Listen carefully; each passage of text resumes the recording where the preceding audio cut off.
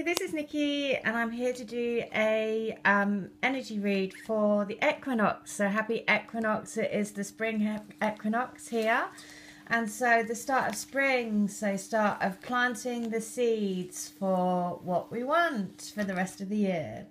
And so I thought, yesterday I did a divine counterpart reading. And so today what I'm doing is a reading for between the energies between both of us.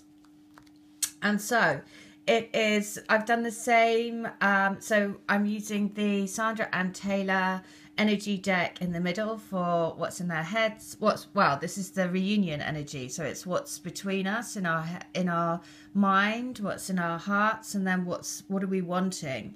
And remember, this is the joint energy between us. And then also then some clarifiers using the Angel Tarot. And again, I mean, it's just kind of like spookily synchronistic again. And then I am using the Gaia's Oracle as well, which I love, my new favourite book, for the guidance, the Oracle guidance. And, you know, again, kind of amazing because it is the Yin and Yang card, which is day, night, spring equinox.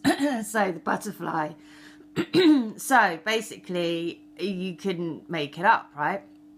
Also, this was for them yesterday, so it also would make sense that we are thinking the same thing, seeing as though we are one heart, one consciousness, one energy body together. So, what's in our heads is about the needing to have strength, because we need to have the strength in order to make the changes in our lives that we need to basically bring these unions together. And those reunions always require, you know, shifting and changing out of energy and out of situations and out of places or whatever it is for each individual. But it always requires strength, because in order to create the change, we need to break out of the chrysalis. And so I then asked for some clarifiers around that. And basically it was what we're in now and then what we'll be coming into. So it is around, you know, the death card upside down is like there's a bit of resistance to that transition, a bit of resistance to that transformation.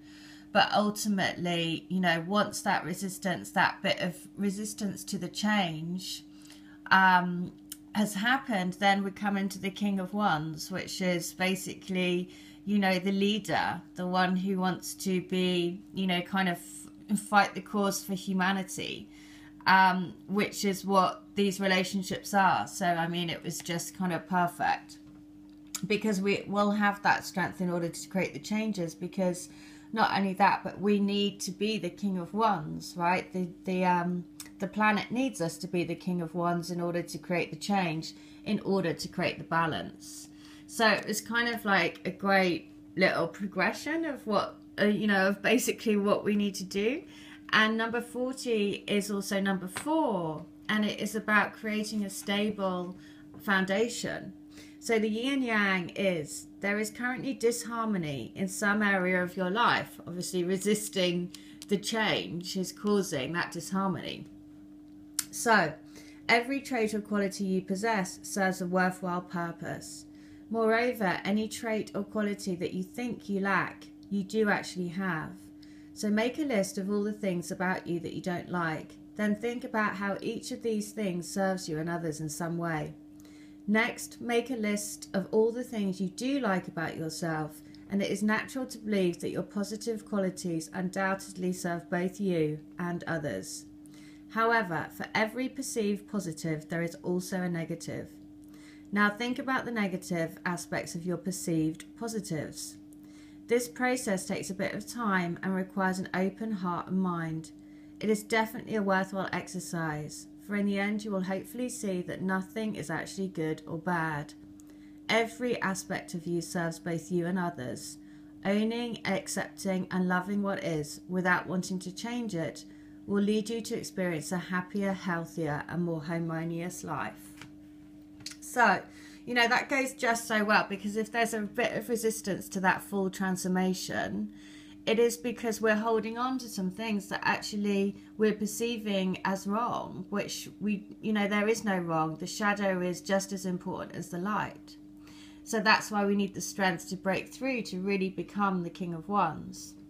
Because then it's at the heart of us. And again, this is, remember, this is the energy between you and your divine counterpart. It's the reunion energy. And this is about walking away from everything that isn't unconditional love and walking towards the twin flame union. You can see the twin flames here.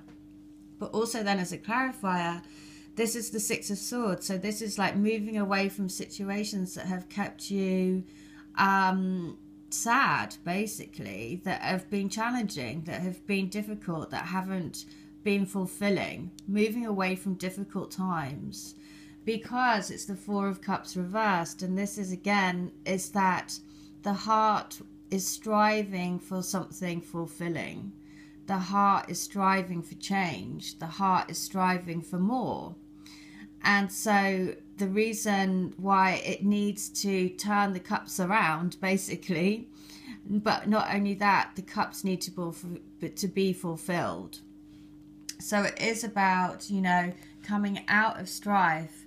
And then, the fact that it's reversed, the Four of Cups, is saying, and now it's ready for a new beginning, right? Now I don't want to feel stagnant in love anymore. I want to really feel love. And why is that? It's because we've gone through this huge heart healing. This card is number 33, which is